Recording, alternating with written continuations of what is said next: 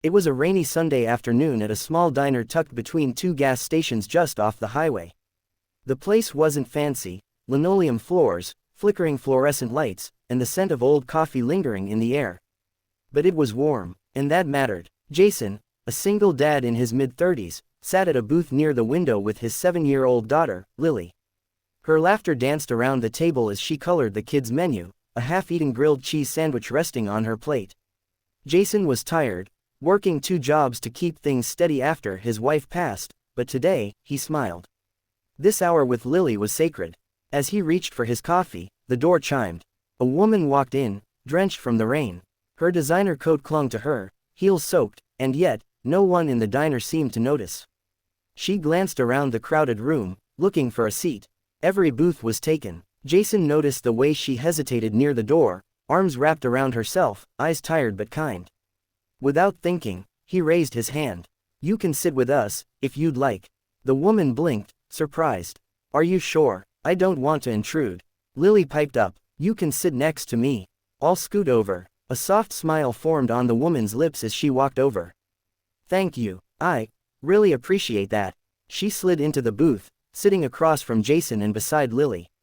Her name was Anna. She said she was passing through town. No mention of a husband. No mention of a job. Just quiet thanks and tired eyes.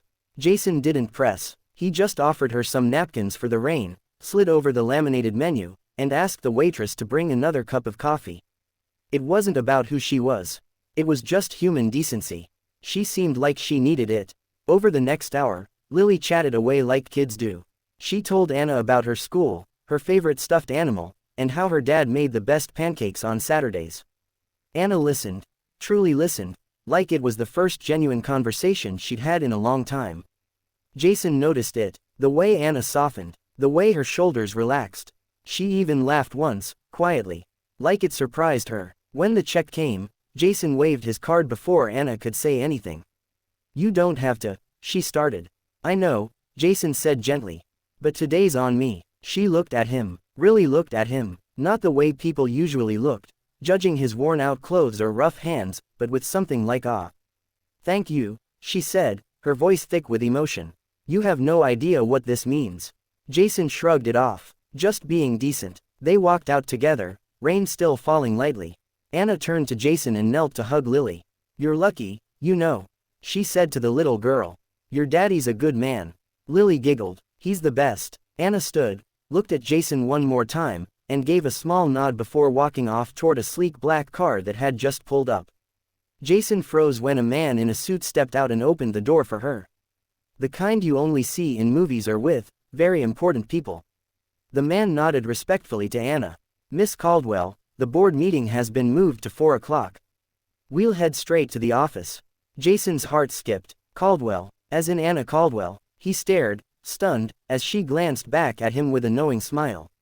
"I wasn't lying," she said quietly, "I was passing through." But not by accident. Before he could respond, she got into the car. It pulled away, disappearing into the drizzle. Later that week, Jason received a call from an unfamiliar number. "Mr. Jason Ward," a calm voice said, "this is Caldwell Group Human Resources. You were personally recommended by our CEO to manage our employee wellness program." She said. You reminded her what kindness looks like. Jason couldn't speak for a moment. The billionaire he invited to sit at his table was now changing his life.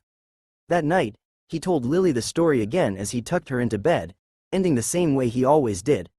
"Kindness doesn't cost much, sweetheart," he whispered, kissing her forehead. "But sometimes, it's worth everything. Because you never know who's sitting alone until you invite them in. And sometimes, that small act becomes the biggest turning point of your life." If this story touched your heart, give it a like, share it with someone who needs hope, and don't forget to subscribe for more stories that remind us kindness is never wasted.